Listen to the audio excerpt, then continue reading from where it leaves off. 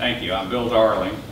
William is my stage name, but I just like our first author, I'm also a lawyer, and so most folks have said that I've been writing fiction all my life, and I think that's it comes pretty easy.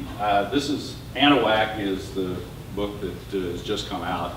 It's a sequel to Morgan's Point, and one of the things that we could do is have a contest to see who could pronounce the word correctly.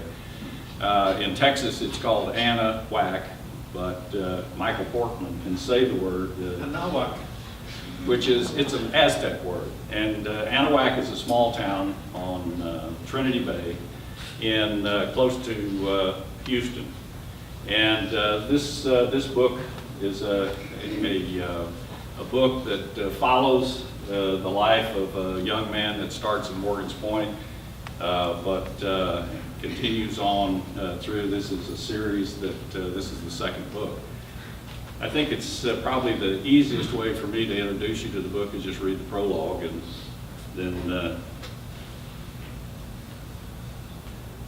this is the prologue of Anahuac. Sarita Jo Franklin.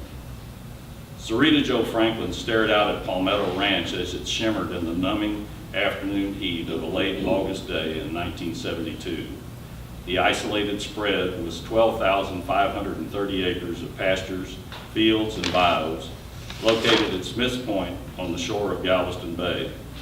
Palmetto was the way that Texas used to be.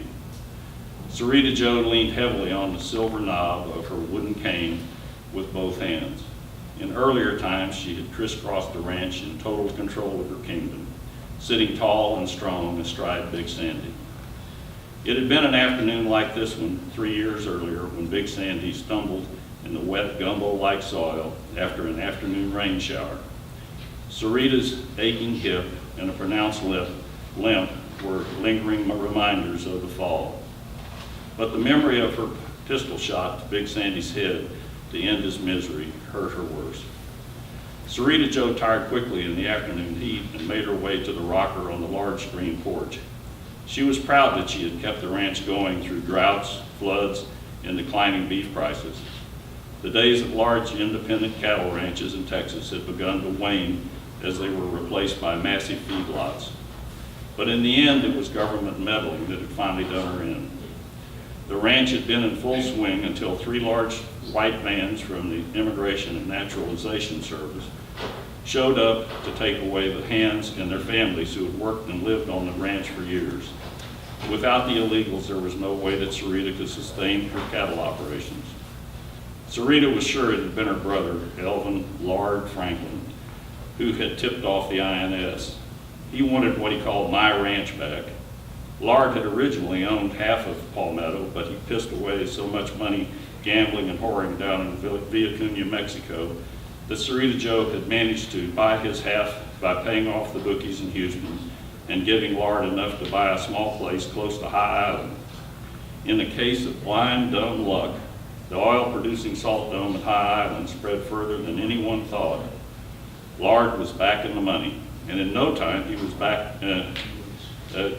He was back in the money. Lard was back in the money, but in no time he was back to his old ways. And by this time, there was no chance he could outspend his surprising newfound oil fortune. He couldn't outlive it either. His liver quit, taking the rest of him with it.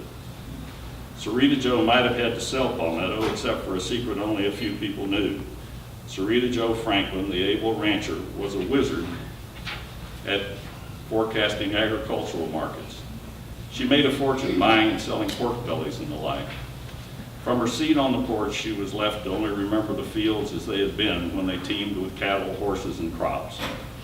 On a small table next to her chair was a bottle of bourbon and a small pitcher of branch water, medication to ease her pain.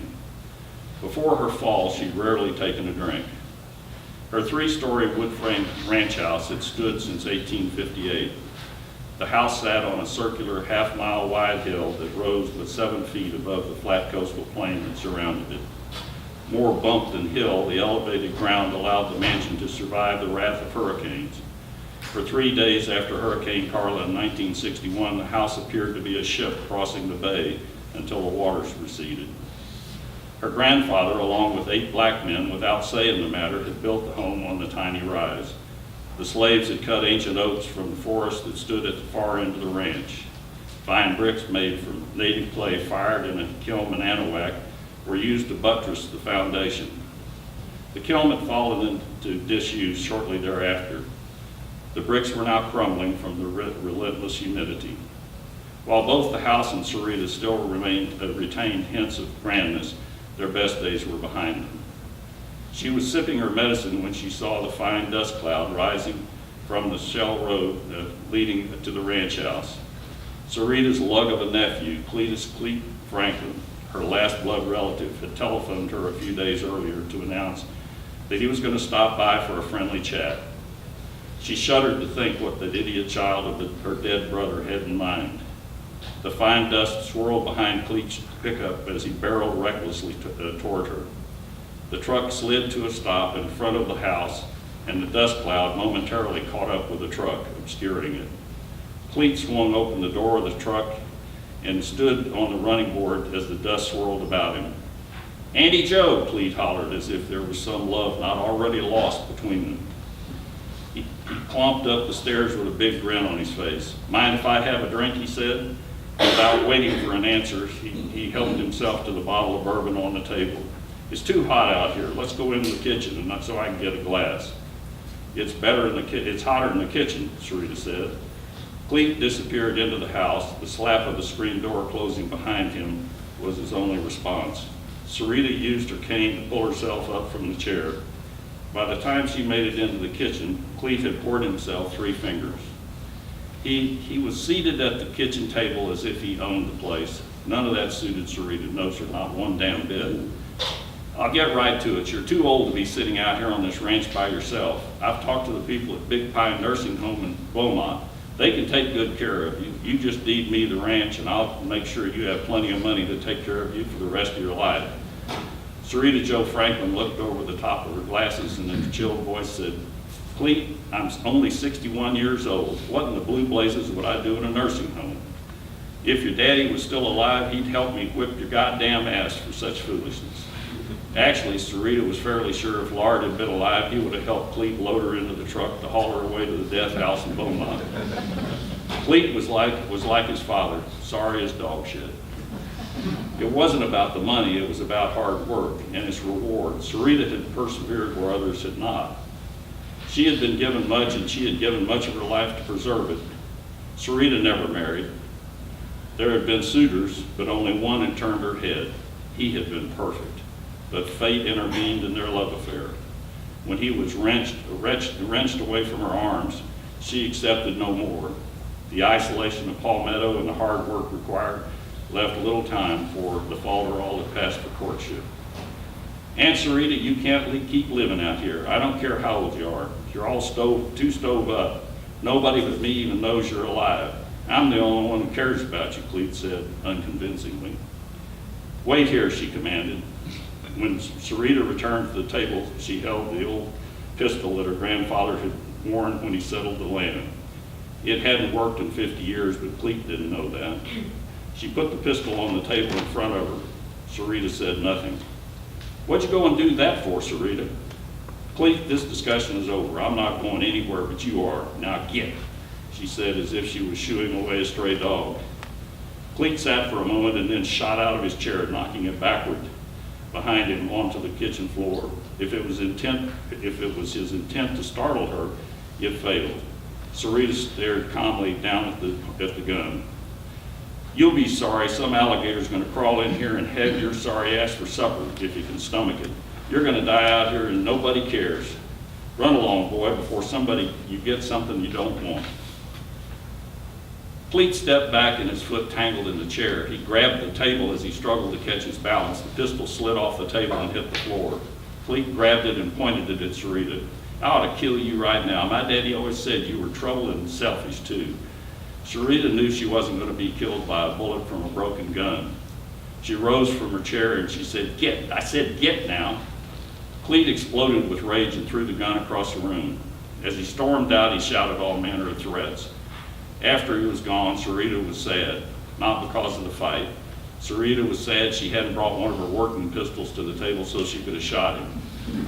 It was getting late and the sun was going down. As was Sarita's custom, she ate a peanut butter sandwich and poured herself another stiff bourbon, but without the branch water. She picked up her little turquoise transistor radio and hobbled back to the porch to look at the stars and the radio and listen to find radio stations far from her struggles on the ranch. The frogs and the cicadas were serenading and the sky was clear. She never had time to worry about what would happen to the ranch when she was dead. She was too busy trying to stay in control. Now she recognized her death would mean Clete would inherit the ranch if she didn't write a will to prevent it. All of her work and sacrifice would be for nothing. The reality staggered her and she had no answer. Sarita turned the tiny dial on the radio until a hypnotic voice floated melodically out of the speaker. Not even the scratchy static of the distant station could distract Sarita's fascination. Do you have what you need? I'll say it again. Do you have what you need to get into heaven? Do you have money but you don't have love? Do you have money and no family? You can't take it with you. You might not know, but I know what you need to do. You can make sure that the Reverend Randall Clay Prayer Hour stays on the air. Can you help me assure God's work will be done on earth? God rewards those who make sure that his word is spread. All you have to do is send your check to Reverend Randall Clay Prayer Hour at P.O. Box 823, Hope, Arkansas. Randall Clay managed to turn the town's name of Hope into a 3-syllable word. Reverend Randall repeated the address over and over. Now get up and get a pen or a pencil and write this down. He repeated the address. I know there's somebody special out there that's wondering if this is the right thing to do. God knows that you've been thinking about it. He told me straight out right before I came on the air. Don't disappoint him. He won't disappoint you. May God's grace be upon you. Once again, that's P.O. Box. Sarita stared down at the little radio after the sermon ended, lost in the enormity of the moment. She was not religious and not even sure whether God existed. But the visit from Clete, her aching hip, and the uncertainty about what would happen to the ranch after she was gone was upon her with a vengeance. Sarita had thought she was indestructible, but now she knew different. Sarita walked into the house repeating, P.O. Box 823, Hope, Arkansas, P.O. Box 823.